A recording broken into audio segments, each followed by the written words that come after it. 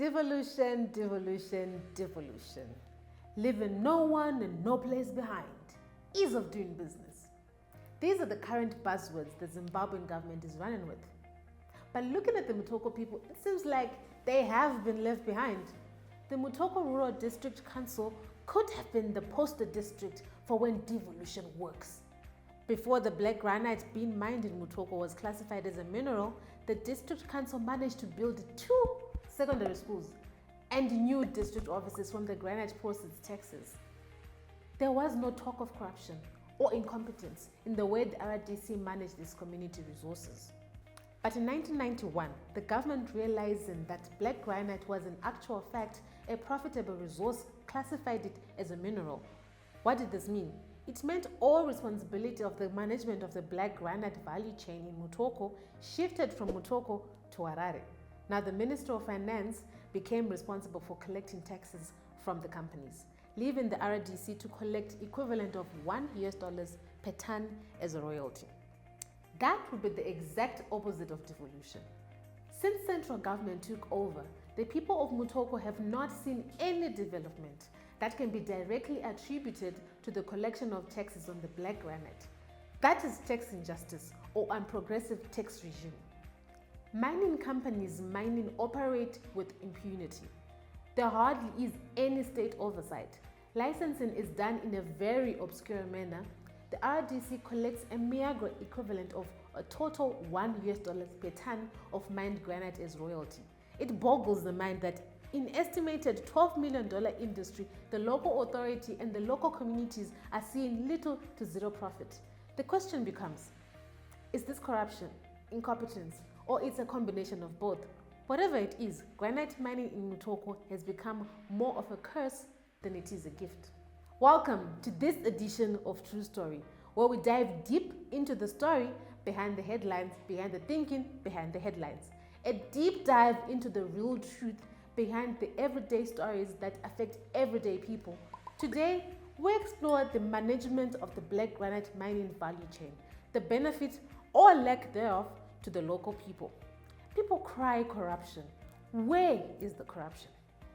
The corruption starts at the very beginning, the issuance of prospecting licenses.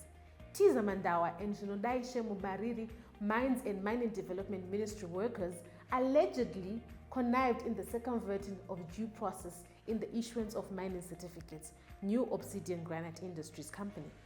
Herein lies the pinch. Legitimate application from locals with no political connections or muscle gather dust in the ministry, while those with the capacity to capacitate ministry workers get their licenses granted. This case is just the tip of the iceberg. How many other companies have been granted licenses corruptly? Who knows? This granting of licenses corruptly denies locals opportunities to access said licenses. Where does the corruption stop? How high does it go? Because ultimately, the buck stops with the Minister of Mines. How low does it go? Very low. Chiefs, headmen, councillors are the custodians of community interest. Not in Mutoko, at least not anymore. Local leadership is being bribed to facilitate unfair compensation for relocations. When the people you rely on to protect your interests are the ones forcing you to sign away your land for a pittance, then it's no longer just corruption, but blatant intimidation. Politicians are well known worldwide. The only interests they protect are their pockets.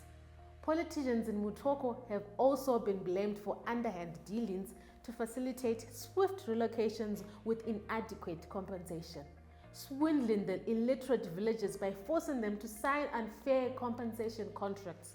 It stinks of corruption, sleaze, and most of all, an affront to human rights. It doesn't stop there. Once these mines start operations, they are supposed to pay a royalty fee of equivalent to $1 per ton. Well, reports say it has finally been reviewed to an equivalent of $11 thanks to Zela and Action Aid. A ton of granite costs up to $1,800 on the international market. A slice of a square meter of black granite costs between $500 to $600, as the street guys would say. Why is the RDC collecting the said royalties $1 Central government is collecting at 2% of royalties annually, which was a paltry $322,540 in the year 2010. Again, this does not add up. Either there is corruption somewhere or this is a monumental and bureaucratic incompetence, both of which are unacceptable, not when we are talking about a $12 million industry. One would assume that the equivalent of $11 royalty is rigidly and fervently pursued by the RDC. Well, yes, but how do they quantify and measure a ton of granite? Simple, you weigh it. You put it on a truck, drive through a weighbridge, right? Wrong. Oh, so wrong. This wrong. The Minister of Finance, whilst presenting the 2019 budget, set aside funds to fund a launch of a satellite into space as part of the efforts by the country to become an upper middle class economy. Granite mining in Mutoko has been taking place since the 70s and there is no weighbridge to weigh the amount of granite being mined. A weighbridge determines the correct weight.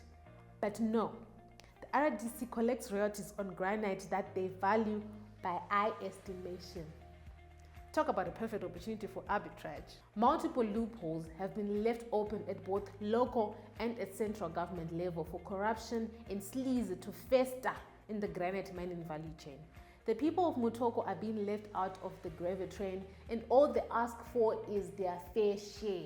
The black granite in Mutoko is a finite resource and it will run out. When it does, one hopes that the Mutoko people will not be left landless. Hopeless unless something is done now to stop the illicit financial flows that bedevil the granite mining industry. Unless legislation is put in place to protect their human rights, and above all, unless and until the wealth is shared equitably.